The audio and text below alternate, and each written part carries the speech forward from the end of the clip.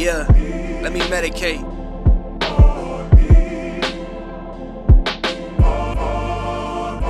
I need something to get me in the right place of mind. No snakes hanging around any place of mine. I'm trying to build an empire, we in two different states of mind. I'm trying to escape the confines of my city limits, but shit get risky as making one of these shorties and misses. Gotta keep a low profile nowadays, I'm staying out the way, you single niggas wildin' with these low rates of retention, jumping at the first chance you get cause she showed you some attention. I love this life out the spotlight.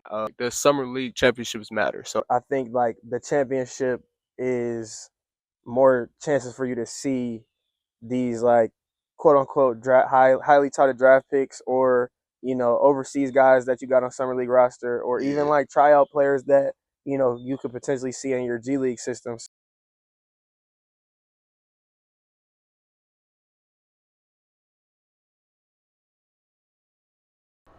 welcome to another episode of Lab Rats and Loaded Minds. I'm Aubrey Ward Jr. And I'm Twan Jr., where we talk about the sports we love, all facts and opinions, no takes.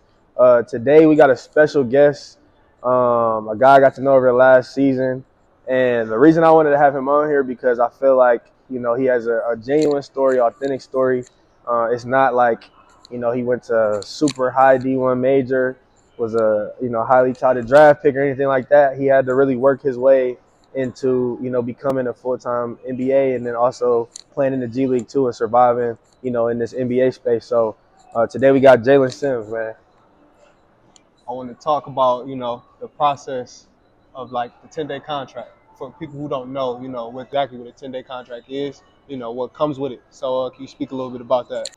Yeah, for sure. So you get the call, obviously, and you go to the team. And like you said, you got 10 days. So it's either 10 days or 3 games, one or the other. In my situation, it was 10 days, and I got another, like a rest of the season contract, which was another day or so. So really, I did like 11, 12 days in the league towards the end of the season. So for the 10, 11 days, you're an NBA player. You on the team. You on the team, basically. Like, you're doing everything that everybody else does. And yeah, that's all that entails. Yeah, so like, all your years of playing basketball, obviously, like NBA is your goal. I feel like that's everybody's goal that plays basketball because it's the top league in the world. So, for you, talk about just getting to that point when you got the call and you knew it was gonna be a real thing, and two, like what was that first bump like? Because they say it's nothing like that bump in the league. Man, especially that first down and back. So talk about that, man. So I did 3 years in the G. So that alone was tough, bro. You know how the G get treacherous, bro. So it was a grind in itself. There's so many ups and downs in the G. So you just gotta stay solid and stay focused. But when I got the 10-day, I got a call Wednesday night. Friday night we had a game versus the Kings. So my first NBA game was against DeMar DeRozan, Zach LaVine, Sabonis. So it got crazy. Yeah. It got crazy. Yeah. Bump, and it's West Coast bump too. Like everybody know the Western Conference is 1 through about, I'd say like 11, 12, maybe even the 13 through 15. They got some guys that's gonna get off every night. But yeah, West Coast bump for your first NBA game. Bro, I went from guarding a G League guy to DeMar DeRozan, bro. And no disrespect to G League guy, but we talking about somebody. I think I seen a stat about DeRozan where he's averaged 20 points for like the last like 10 years, something crazy. He's OD, bro. Bro, I got to tell the story, bro. On the scout, they was like, don't jump at the pump fake. That's what they said. They said it like 10 times, bro. I check in the game, bro. First thing he did. Bro, I go under the screen. I swear I thought he shot the ball. Bro, pump fake, I'm all in the air, bro. He did one of these. They call foul on me, bro. I'm like, dang. Tested by Carter, got the miss. And Sacramento with possession up by 8. DeRozan off the drag screen, turns the corner. Got his man up in the air. And then they told me not to jump. Don't jump. But that's one of them things too. Like when you talk about the scout, like, and we can touch on that too, because for the viewers, people that are not in the hoop space, when we have scouts, when we talk about football or basketball in the lower levels, so like college and the youth levels, like what's the difference between a college scout versus an NBA scout? Yeah, and the NBA scout, you gotta think NBA. You got even in G League, you get 1 day to prepare. You might have 12 hours to prepare. So it's like it's not gonna be as detailed. and it's gonna be what they're really good at, and that's gonna be their main thing. College might be a little bit more stuff, but like, but guys are so good in the league, bro. You're not, you gotta just live with what you want them to do, you know, and hopefully they miss. So it's not as crazy detail. It's gonna be like whether they can shoot or not, what hand they're gonna drive, and their tendencies, what they like to do rhythm wise, things like that. And you just try to take away what their strengths, and then that's all it is. College, I feel like it's a little bit more detailed. You got more time to prepare in college too. Like you go through scout team for a couple of days, but in the league, bro, you really gonna have a back to back. You're gonna play one team, and then you're gonna play a whole different team the next night, in less than 24 hours. So. First off, for those that don't know, watching, I got to give you your flowers. You're the leading scorer of the Swarm, the G League team. So I don't know if people know that. And Congratulations on that. to That's do in you did 3 years. You only been here 3 years. So if y'all listen Just to that, saying. that's great. I want to give you your flowers for that. You know, it's a reason you got the call. You know what I'm saying, to go up. So Thank you, bro. I want to congratulate you on having your baby. You had a baby. Yeah. Mid-season too. Yeah, Mid-season, crazy work, bro. different mindset. Yeah. So I want to congratulate you on both of them. You know, it's two great things, you know, to be happy about. When did you come? Because I remember when you had the baby, but like when did you play? Like when was your next game? Like, It was like 2-3 days later. okay, yeah, that's all right. That's Yeah. crazy. What's that? Touch on fatherhood, like especially you being an NBA player, like middle of the season, you get the call, like yeah, like it's time. Like you having a kid, like what is that mindset, especially trying to focus on becoming a full-time NBA player? I mean, it changed everything. Like you changed the way I looked at everything. Like now I got somebody I'm responsible for. Like whether he eat or not is on me. You know what I'm saying? So it just make you think differently. I wouldn't say I worked any differently because I was already giving 100% of my time into my craft. You know, I already gave 100%, so I can't give more than that. But it just changed the way you maneuver now, because like I'm a father, which it sounds crazy, bro. But yeah, somebody that depend on literally depend on me and my wife. So yeah. We talk about G League. We're here at Summer League. Anybody specifically that you like thought, or anybody like that looks good to you at Summer League right now that stood out to you? Like player wise. Young player, yeah, definitely young players too, Young because player. like this was a pretty deep draft class. Even we talked about it walking over here. Just guys that went undrafted, like yourself too. So like, talk about some guys that he was like, okay, like these some hoopers. Now we got 4 rookies on our summer league team right now. Well, we got a lot. We got 6 rookies right now, but the 4 rookies that got a chance to play look great, man. Like Sion James, Ryan Calbrinker, Liam McNeely, Con Knipple. Like they're so mature. They're like 19 years old, bro. And they just so mature. Got mature games, mature mindsets. Like, bro, they're going places, bro. Touch on too. So we talked about being undrafted. Let's go back to like when you first started playing basketball. Who introduced you to the game?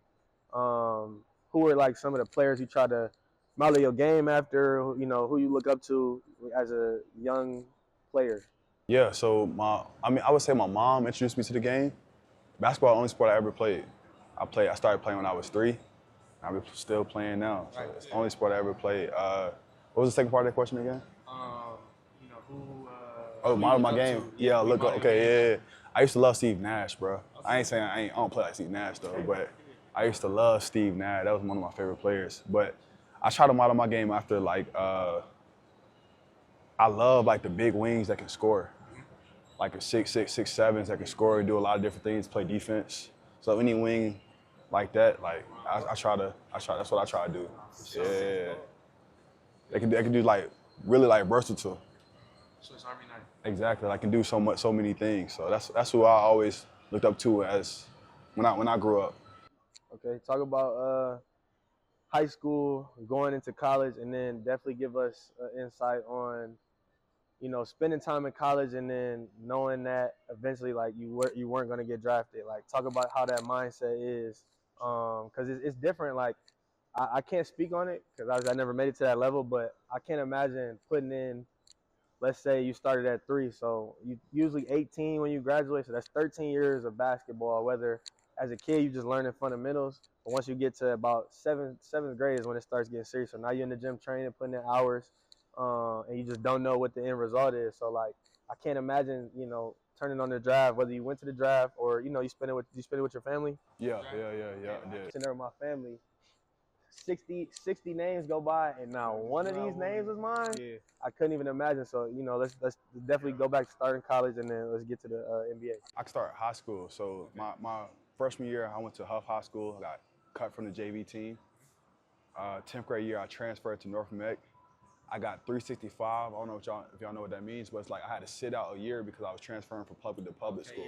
That in Ohio. Yeah, so I got 365. So I came back to that same school in 11th grade year, and then coach was gonna put me on JV as an 11th grader. I was on JV as an 11th grader. I can't even.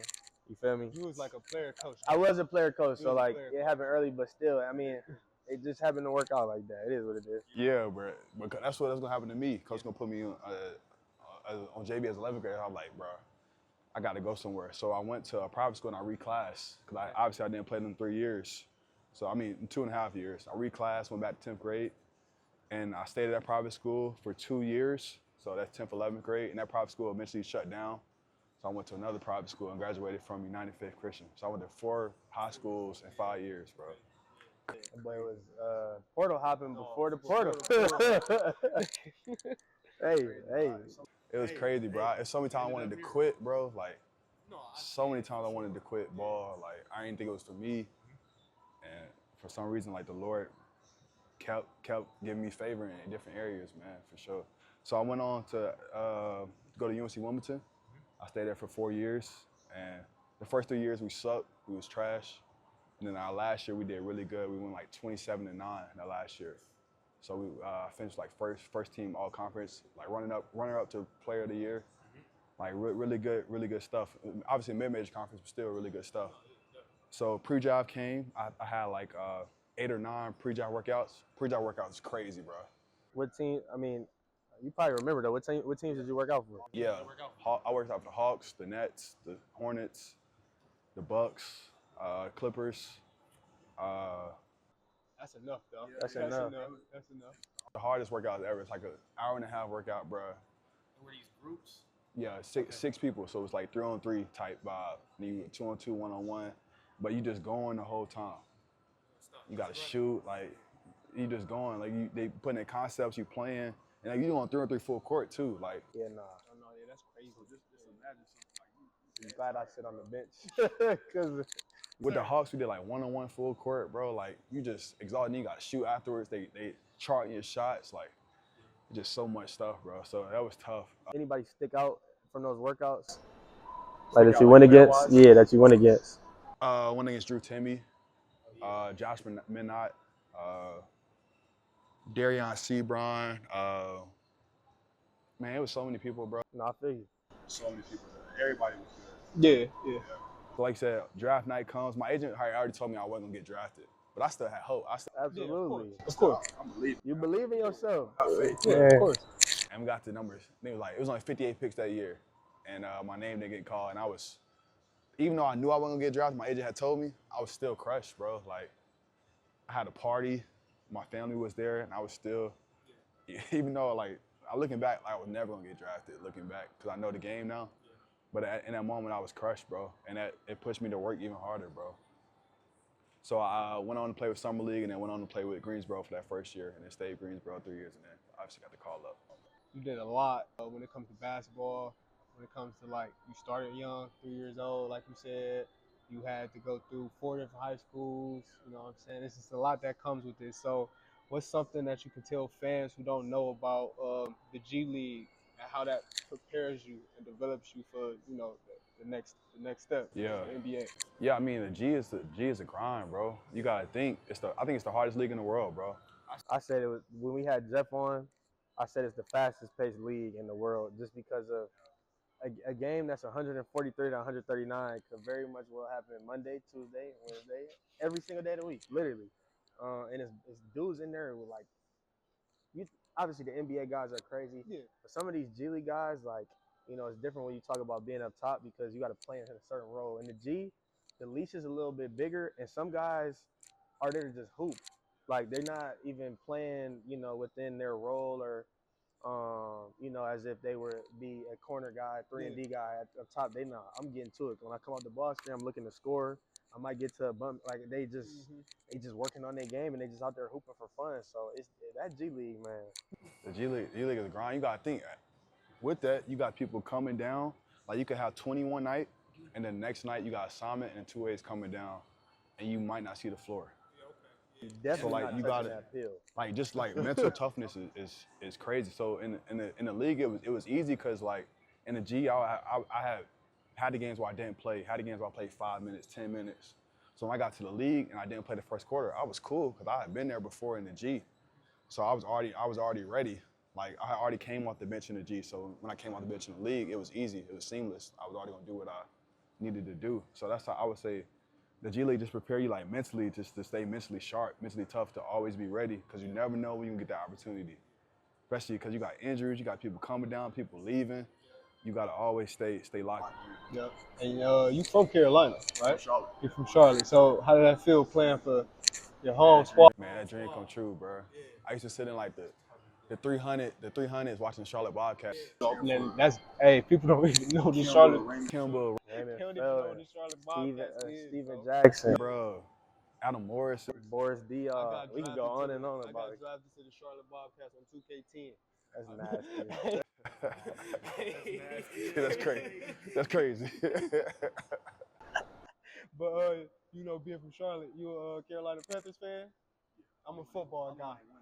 I'm a football Only when they guy, winning so. is crazy. I mean, You're y'all, not a real fan. y'all, I'm a real. I bleed Carolina, but I had so much, like, I had so much hurt with the Panthers, bro. Like, You know who you talking to? We from Cleveland, bro. chill out. It don't. Chill Yeah, out, chill though. out, chill Yeah, out. hey, though. Hey, Chill out. Hold on. Like we had our. yeah, that's nasty. That's nasty. We a historic franchise. Can't say the same about the Panthers, Yeah, that's nasty, bro. but we a historic franchise, Yeah, bro. I mean, but y'all got Bryce, man. Y'all Bryce looking look good now. Bryce look good. I can't XL. We got the wide receiver T Mac. So we should be smooth this year. We should be smooth. Oh, Jimmy. Yeah. Jimmy, Oh, bro. facts. Jimmy Horn. Did Yeah, not he know gonna he go went there. nuts. Oh yeah. They got some dudes now. Finally, Carolina might do something. Nah, hopefully, bro. Hopefully, I'm gonna be there cheering, bro. If he do, for sure. I hope so, man. But first off, we want to thank you again, for giving us the time to speak with you. I know you probably got a lot going on, but just having the ability to be able to get here, do this with us, it's big, because we're trying to do something, starting from the ground up. So it's a good thing to have you on. So I do appreciate that. For sure. Same thing he said. I think. Again, I keep talking about our way over here, but I mean, it was a long walk. We walked probably like a good little mile, maybe close to it. But no, yeah, like I think as somebody who's as a player and as an aspiring coach, the amount of time you put in as being a sponge is it never ends. So I definitely was a sponge this year, definitely a fly on the wall because my role wasn't necessarily to be vocal. It definitely was to be present though. Even with my role, I was there part time. So yeah, I definitely was paying attention a lot to Jaylen just because I'm always a stickler. And when we talk about players, like having a routine, we talk about pregame, we talk about, getting your stretching in, getting your treatment. Then when you get on the court, like even before your on court time, like getting on the court, maybe getting a couple shots to see what it looks like, and then coming back for your on court pregame workout, like the routine, it always translates. Like I mentioned guys like Haywood Highsmith, Braxton Key, guys, my first year that I was paying attention to, like those are my vets, and they all are playing in the NBA. Mm-hmm. Same thing happened with him this year. Like his routine stayed the same, and even having a kid in the middle of the season, like that's crazy. I can't even imagine. I can't even imagine. So like the fact that he had a kid, and then at the end of the season he earns the call up. So I think it just attributes to his routine, his his mental fortitude in the process of becoming a full-time NBA player. Like, don't give you your flowers, bro. Like that. Yeah, that's smooth. Especially for your Appreciate you. team. That's different, bro. So definitely appreciate you for coming on, man. I'm glad we got to pod today. So thank y'all, man, for tuning into another episode of Lab Rats and Loaded Mind. I'm Arby Ward Jr., your favorite trainer and coach, Twan.